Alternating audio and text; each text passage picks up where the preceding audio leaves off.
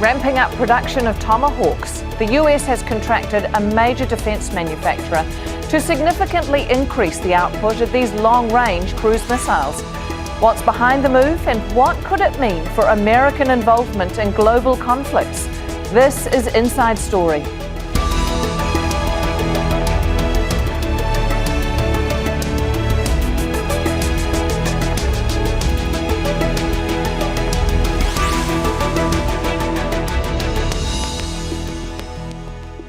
Hello, welcome to the program. I'm Anna Burns-Francis.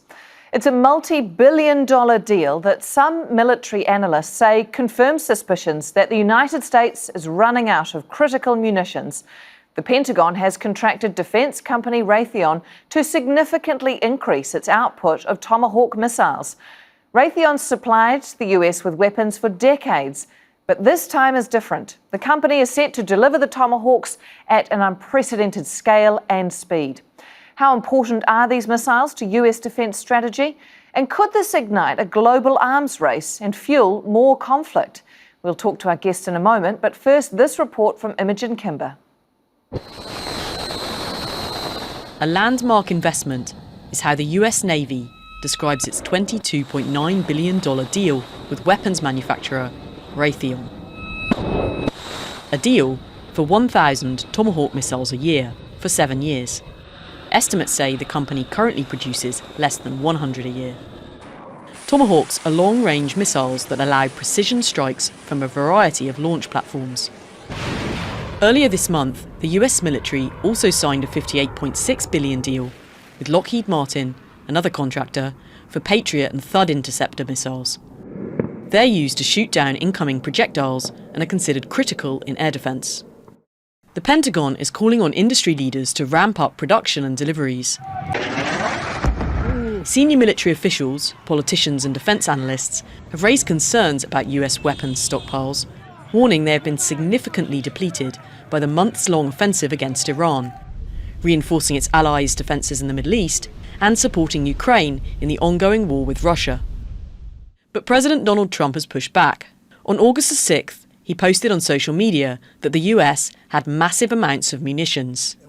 Later that day, he clarified there was a virtually unlimited supply of certain types of munitions, but with others, he said, "We have others where it's a little bit tighter." And this week, he said the US weapons use has been peanuts. Last year, US defence spending was nearly $900 billion. The White House wants to increase it to $1.5 trillion. However, that's facing resistance from Congress. Imogen Kimber, Al Jazeera for Inside Story. All right, let's bring in our guest for today's episode. Joining us from Washington, D.C. is David Roches, a professor at the Thayer Marshall Institute and former Pentagon director for Arabian Peninsula Affairs. In Bath in the UK is Patrick Bury. He's a defence and security specialist at the University of Bath and a former NATO analyst. And in Washington, D.C. as well, Dan Grazier. He's a senior fellow and director of the National Security Reform Program at the Stimson Centre. Gentlemen, thank you very much for your time today. David, can I start with you? How would you describe the importance of these missiles to the range of US weaponry that it has at its disposal? Well, their main importance is that they allow the U.S. to hit attacks with precision in areas that do not have suppressed air defense. So in the initial phases of a campaign, before you destroy the enemy's air defense, Tomahawks are pretty much your only way to be assured of hitting a target without putting human pilot at risk. As the campaign goes on and enemy air defenses are degraded, like we've seen in Iran, they become less important, but they're pretty critical. They're basically our number one conventional warhead denied space munition. So, Dan, can I come to you then? Because it sounds like they are, David's just said they're a critical part. They've been around since the 1970s. And I was somewhat surprised that nothing has replaced them really in terms of, if you were to use military speak, effectiveness. Yes, well, the Tomahawks are they're a very versatile weapon, and for the price point, they're kind of hard to replace. Now engineers are developing like hypersonic missiles, which might eventually replace the capability of the Tomahawks. But so far, nothing has yet been devised to top their performance. Patrick, we have seen European countries show interest in Tomahawks, but from what I can see, there's never been great numbers of them sold. Why is that? No, some of it's to do with the firing platform. Some of it's to do with the cost. And some of it, I'd say the biggest thing really is to do with the reliance of the US military, to provide that, what has been for a long time, you could call it exquisite capability. And as David just said, that sort of first punch ability to get in under air defenses, to hug the ground, and then precision, often, targeting air defenses in the first salvos to create the space for the air forces to follow on. It's just something that, the US has basically had a monopoly on the capacity and capability. Yeah, and you don't necessarily want to give it away immediately. As we said, the Tomahawk missile was developed in the 1970s. The US military first used them against Iraq in 1991. It is still a major weapon in the US arsenal because it's a cruise missile that uses a sophisticated navigation system to carry out precision strikes. It flies at a low altitude, which means it can be difficult to detect. And it operates at a long range, roughly 1,600 kilometres from its target. It can be launched from a boat or a submarine. David, can I come back to you? If it's such an important part of the military machine, why is an order from the Department of Defence to Raytheon of this magnitude coming now? Is it not that we have all suspected for a long time that stocks are woefully low and the US military has suddenly realised it has a big problem?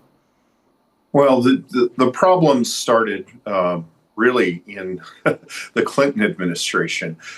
Originally, this was designed as a nuclear delivery, and it was converted for conventional capabilities because of its penetration ability. There's actually, in the last Sean Connery James Bond movie, there's a pretty good rendering of how its navigation works if you want to see how it goes. But basically, it can't be jammed. It maps the terrain.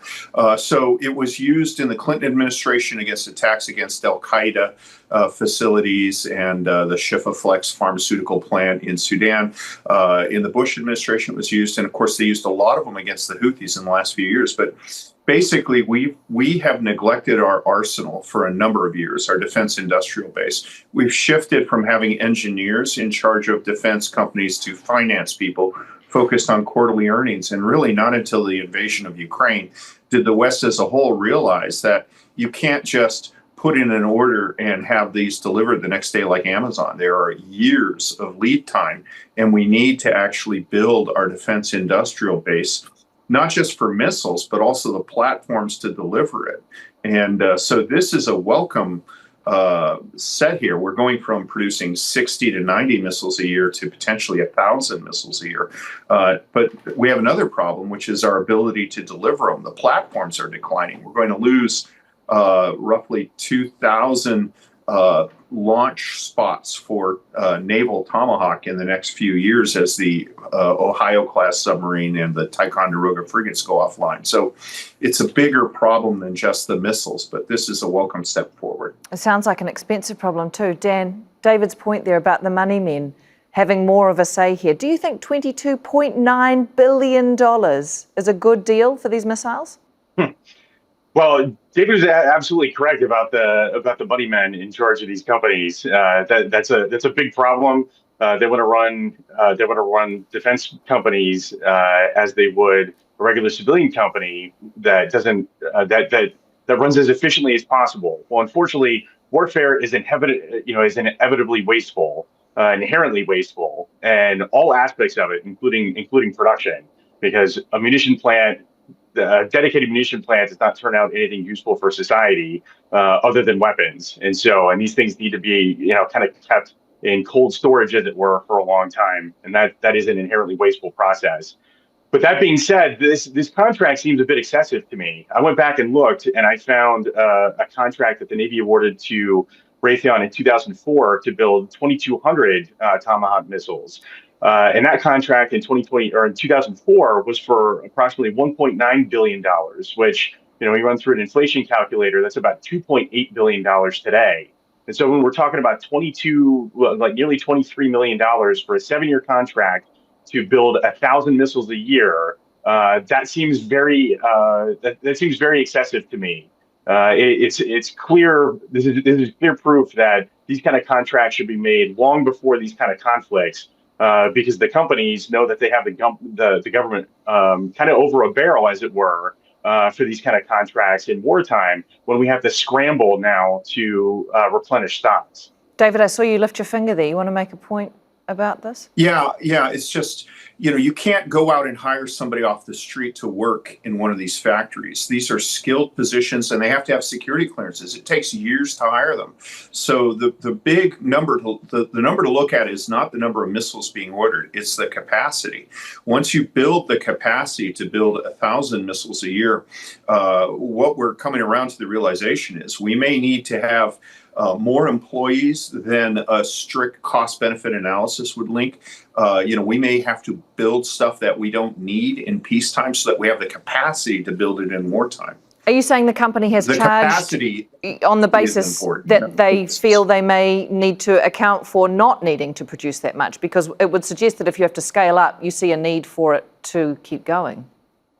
If you want to have it when you need it, you're going to have to, this is a cruel realization. The head of NATO's military committee said this at a conference. If you want it when you need it, you're going to have to build it for 30 years when you don't need it. That's incredibly expensive, but it's one of those unfortunate, cruel truths of life, like male pattern baldness.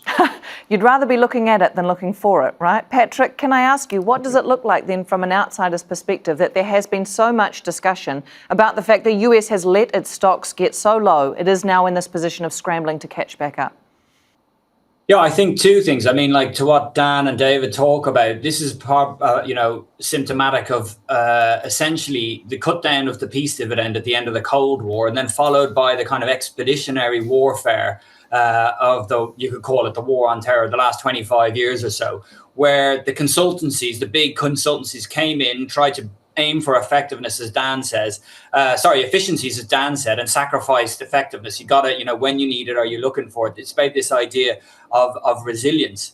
And I think all the militaries, to answer your question, are going through that transition, particularly the UK, and the idea that essentially, we've moved from just in time, which has been the watchword for 25 years in terms of military production and logistics and being more tech savvy about things and keeping orders and stockpiles at a minimum, to essentially just in case, which is now where we're back into this state on state conflict paradigm, it seems to be, where nations are burning through stockpiles at attritional rates of high intensity warfare, something that we didn't see in the war on terror era. We're in a paradigm shift, and I think countries are waking up to that. But for example, in the UK, you have to, if you want to develop the new AUKUS submarines, of which a lot of is being built in the United Kingdom, the skills base and the technical expertise has to come basically starting educating 15 and 16-year-olds for the amount of people that are needed for that.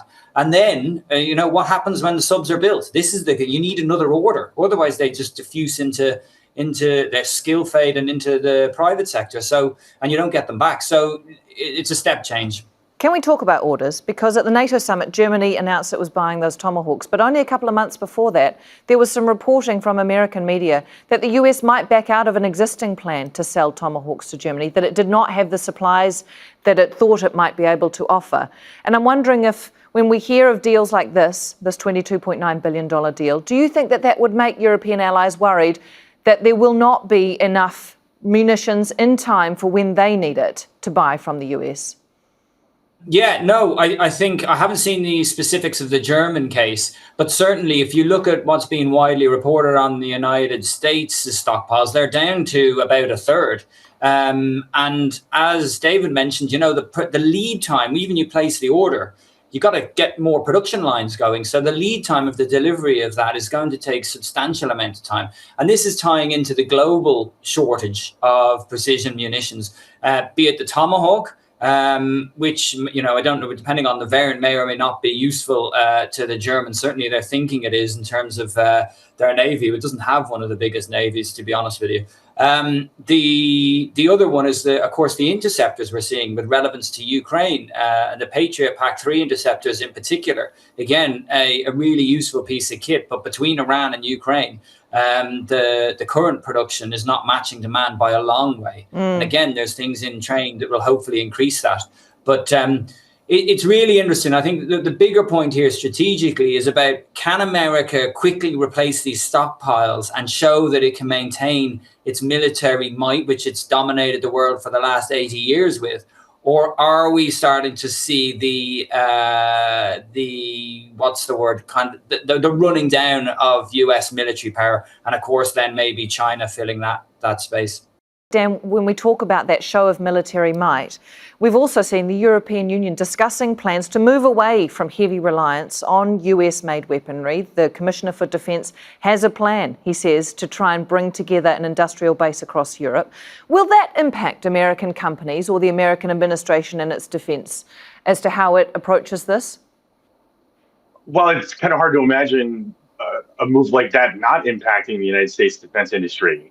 Because for a very long time now, basically since the end of World War II, the United States has really taken the lead on producing military hardware, and with especially after the defense industry, U.S. defense industry consolidated after the Cold War, we've now seen a lot less competition, and we've seen a lot of consequences, like negative consequences that have come from that, like, for example. Let's go with the F-35 program.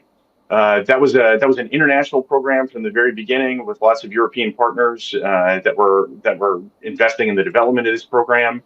Lockheed Martin won the contract to develop that nearly 25 years ago. In just 2 months now, the F-35 program will be 25 years old. Well, it's still a not very functional program. It has the fleet at a 25% mission capable rate. And if I was a European defense policy leader, I would be pretty upset about that. I'd be pretty disappointed in the performance of the United States.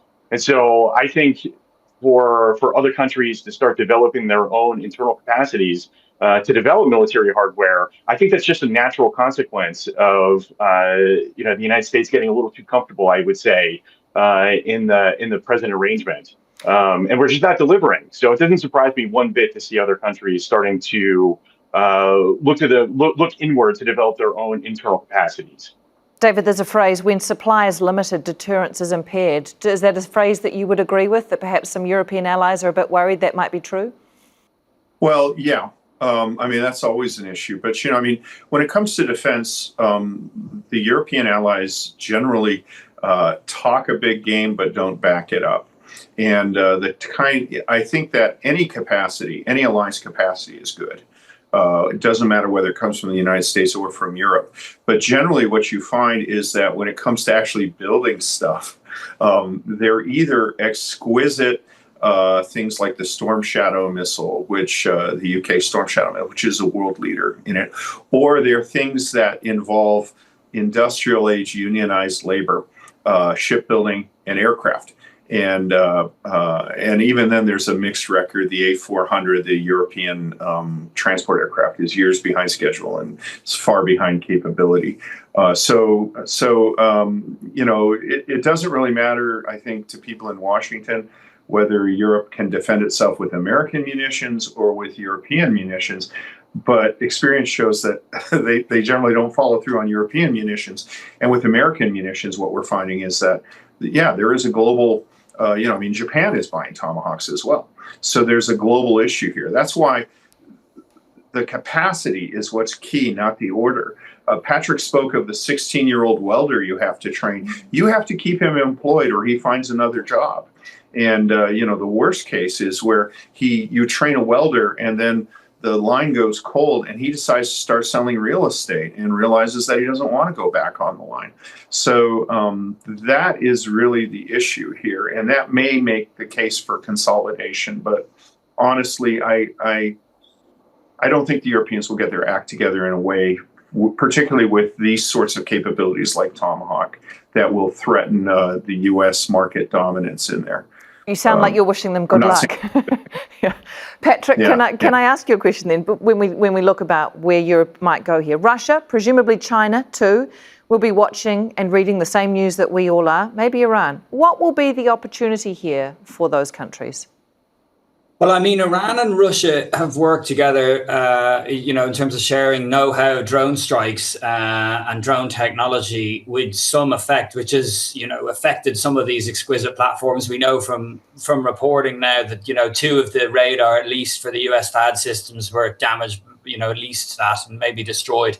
And that whole system cost $1 billion, and those THAADs are the high-end ballistic missile interceptors. So they've demonstrated that with some know-how from the Russians and the Shahed drone as well, and fusing those together in terms of the latest developments, that for a very low cost, have had a major impact.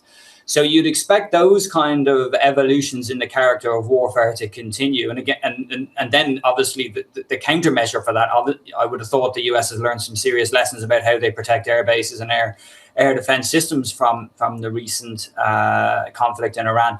The other thing I think, which is interesting, I mean, China has an untested military. It's growing, but it's not really at the US case. But there's been a lot of talk with China about, potential reunification, etc. Different dates have been said by, intelligence services that are Western allied, about when the greatest point of risk is to Taiwan, for example. Certainly, if you're reading these stockpile issues and that the South Koreans had to give a THAAD system over that they own back to the US as a result of the Iran war, or place it back there. The issue becomes, is there a window of opportunity for China if you're looking at where the orders are and what the capacity is? I personally probably would say it's something in their considerations, but the most likely outcome is probably non-military. But it certainly starts to tip the reasoning a little bit, doesn't it? Dan, can I get your opinion on this? Because I think what Patrick was referring to was that 2027 deadline that some in the US military have discussed, whether China actually does make a move on Taiwan at that point or just says that it is ready and able to. How much of an American calculation comes into China's militarization, particularly when you see China saying it's worried about Japan buying those Tomahawks that David referred to? It thinks that it is going to be the country that comes under attack, or at least it presents it that way. Well, that has certainly been the dominant narrative, particularly here in Washington, over the last, let's say, 10 years or so, really since the end of the major part of the global war on terror.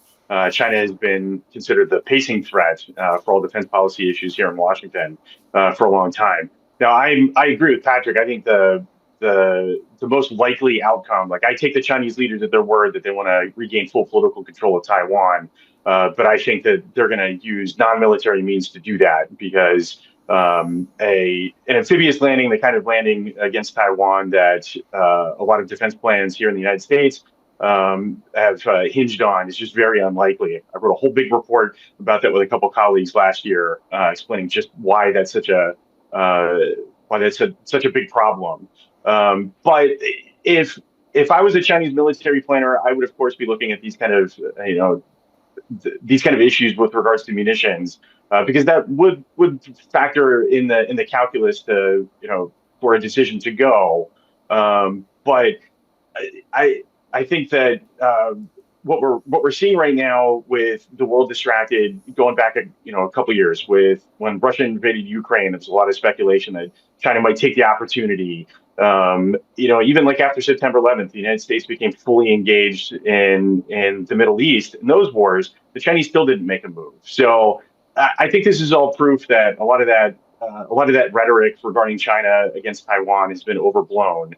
And I hope that defense planners here in the United States take a clue for that, and we make more prudent decisions, and we use a different planning factor, so that we're not caught unawares as we are today in Iran, because the kind of war that we're seeing today in Iran is much more likely, I believe, than a superpower war over Taiwan. David, can I turn the conversation back with the last few minutes that we have to the economics of this and the value to, I guess, the American taxpayer? And I know Dan referred to some numbers earlier. And of course, there will be an argument that there is a need for this weaponry and the cost is the cost. But at the moment, Tomahawks are only made by one company. Is that good value to the Department of Defense? Well, the weapon is made by one company, but there are a number of subcontractors that do it. So one of the, I'm real glad you asked me this question. One of the things that's interesting, the Tomahawk is a two-phase missile. So the first phase is solid phase that gets the missile away from the ship. That's a solid rocket made by L3 Harris that basically is just bought. And these components are assembled at a Navy weapons facility. They're not even assembled in the factory. But then the main motor for the Tomahawk is liquid. And it's actually using biofuel byproduct of corn bran from ethanol production. And then there are a number of components in it as well. I mean, if you look at how these weapons are assembled, partially for economic diversity reasons, diversity of supply base and lack of reliance, and partially for political reasons. But typically a major weapons system has subcontractors distributed around the country. A cynic would say around congressional districts. The best case of this is the B-1 bomber, which was assembled in my hometown, Anaheim, California. But there's a wonderful chart floating around the internet that just shows how subcomponents were in key congressional districts, usually people who sat on defense committees. So there is an issue there. And then there's also a knock-on effect. I mean, the LCD that's on my watch and on your cell phone, that was devised by the Department of Defense. Actually, the Kent State massacre, the protesters were demanding the removal of a liquid crystal, which is what LCD stands for, liquid crystal lab at Kent State that was working on exactly for the Department of Defense on that sort of technology. So there is a sort of knock-on effect, but certainly it's a lot of money going out the door. What is good about Tomahawk thing is that it's not just tech bros getting money, it's welders and machine lathe operators who presumably will get steady employment out of this. And so it's one of the few wealth centers in the modern American economy that are distributed on an egalitarian basis. Gentlemen, thank you very much for your time on the program today. David de Roche, Patrick Bury and Dan Grazier. And thank you too for watching. You can see the program again anytime by visiting our website, aljazeera.com. For further discussion, go to our Facebook page. That's facebook.com/AJ Inside Story. You can also join the conversation on X. Our handle is @AJ Inside Story. For now, that's it from me, Anna Burns-Francis, and the team here. Al Jazeera's coverage continues in a moment. Stay tuned.